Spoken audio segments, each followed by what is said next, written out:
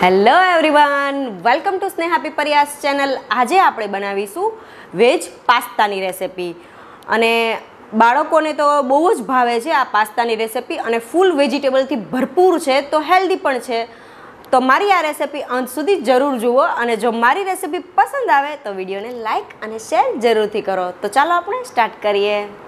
સૌપ્રથમ તો આપણે ઇન્ગ્રેડિયન્ટ્સ જોઈ લઈએ. અહીંયા મેં 1 બાઉલ જેટલા પાસ્તા બાફી લીધા છે અને જ્યારે આપણે બાફીએ ત્યારે પાણીમાં મેં 1 ચમચી જેટલું તેલ એડ કર્યું છે અને પછીથી મેં તેને ઠંડા પાણીએ ધોઈ લીધા છે અને પાછળથી ફરીથી 1 ચમચી જેટલું તેલ લગાવીને આવી રીતે રાખી દીધા છે. તો તમે જોઈ શકો છો સરસ રીતે છૂટા બફાયા છે. અને અહીંયા મેં 3 કલરના કેપ્સિકમ લીધા છે, ગ્રીન છે, રેડ છે અને યલો છે. અને 3 કેપ્સિકમને મેં આવી રીતે લાંબા સમારીને લીધા છે. અને અહીંયા એક મીડિયમ સાઇઝનો કાંદો આવી રીતે લાંબો સમારી લીધો છે અને ગાજર લીધું છે જેને આપણે આવી રીતે લાંબુ સમારી લઈને લીધું છે. અહીંયા તમે તમારું મનપસંદ વેજીટેબલ એડ કરી શકો છો. બ્રોકલી છે, કોબીજ છે, ફણસી છે અને 2 ચમચી જેટલી લસણની પેસ્ટ લીધી છે અને 1 ચમચી જેટલી આદુની પેસ્ટ લીધી છે. મરીનો ભૂક્કો જોઈશે આપણને અને 1 ચમચી જેટલો પાસ્તાનો મસાલો લીધો છે. અને અહીંયા મેં રેડ ચીલી સોસ લીધો છે અને ડાર્ક સોયા સોસ લીધો છે. તો આટલા ઇન્ગ્રેડિયન્ટ્સ જોઈશે આપણને. તો સૌપ્રથમ તો 2 ચમચી જેટલું તેલ ગરમ કરવા માટે મૂકી દેવાનું છે. અહીંયા મેં ઓલિવ ઓઇલ લીધું છે, પાસ્તા છે એટલે ઓલિવ ઓઇલ લીધું છે. અને ગરમ થઈ જાય તેલ પછીથી આપણે તેમાં ડાયરેક્ટ લસણની પેસ્ટ એડ કરી દેવાની છે. અહીંયા મેં લસણ બારીક નથી પેસ્ટ કરી, થોડુંક આખા ભાગું રહેવા દીધું છે. અને આદુની પેસ્ટ પણ એડ કરી દીધી છે સાથે. અને પછી આપણે તેમાં કાંદા એડ કરી દેવાનો છે અને કાંદો સરસ રીતે સતળાઈ જાય પછીથી આપણે તેમાં બાકીના વેજીટેબલ્સ એડ કરી દેવાના છે. તો અહીંયા મેં ગ્રીન, રેડ અને યલો કેપ્સિકમ એડ કરી દઉં છું અને સાથે હું ગાજર પણ એડ કરી દઉં છું. અને આગળ કીધું એમ તમે તમારા મનપસંદ વેજીટેબલ પણ તમે એડ કરી શકો છો. તમને જે વેજીટેબલ્સ વધારે ભાવતું હોય તે એડ કરી શકો છો. અને ફરીથી ચમચાની મદદથી મિક્સ કરી દેવાનું છે. અને હવે આપણે અહીંયા 1/2 ચમચી જેટલો સોયા સોસ એડ કરવાનો છે. 1/2 ચમચીથી પણ ઓછો એવો સોયા સોસ હું એડ કરું છું કારણ કે આપણે થોડોક ચાઇનીઝ ટચ જ આપવાનો છે.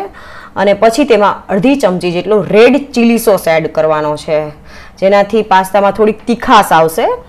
અને 1/2 ચમચી જેટલો કેચઅપ એડ કરીએ અને ફરીથી હું ચમચાની મદદથી મિક્સ કરી દઉં છું. અને આ વેજીટેબલને આપણે 1 મિનિટ સુધી સાંતળવાનું છે. તો હું ફરીથી મિક્સ કરી દઉં છું અને અહીંયા આપણે ગેસની ફ્લેમ સ્લો રાખવાની છે.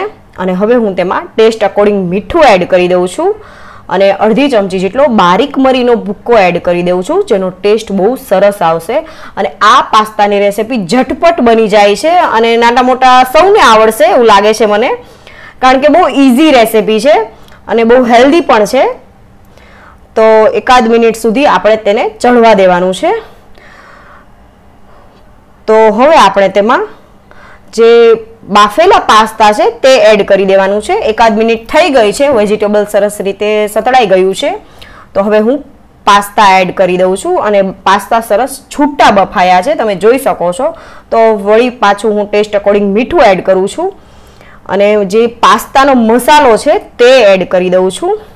પાસ્તાનો મસાલો એડ કરવો ઓપ્શનલ છે, પરંતુ રેસ્ટોરન્ટ જેવો તમને ટેસ્ટ જોઈતો હોય તો તમારે આ નાખવો જરૂરી છે. અને ફરીથી આપણે ચમચાની મદદથી હળવા હાથે મિક્સ કરવાનું છે જેથી પાસ્તા વચ્ચેથી તૂટી ના જાય એવી રીતે આપણે મિક્સ કરવાનું છે. અને તમારી ટેસ્ટ અકોર્ડિંગ તમારે વધારે ઓછું તમે મસાલા લઈ શકો છો. તો હવે આપણે પાસ્તા રેડી છે, તમે જોઈ શકો છો સરસ વેજીટેબલ્સથી ભરપૂર પાસ્તા રેડી છે. તમને સૌને જરૂરથી પસંદ આવશે. અને જો તમને મારી રેસિપી પસંદ આવી હોય તો મારા વિડીયોને લાઇક અને શેર જરૂરથી કરો, મારી ચેનલને સબસ્ક્રાઇબ કરો અને સાથે મને મારા ફેસબુક પેજ સ્નેહા પીપરિયા વ્લોગમાં પણ ફોલો કરો. Thank you.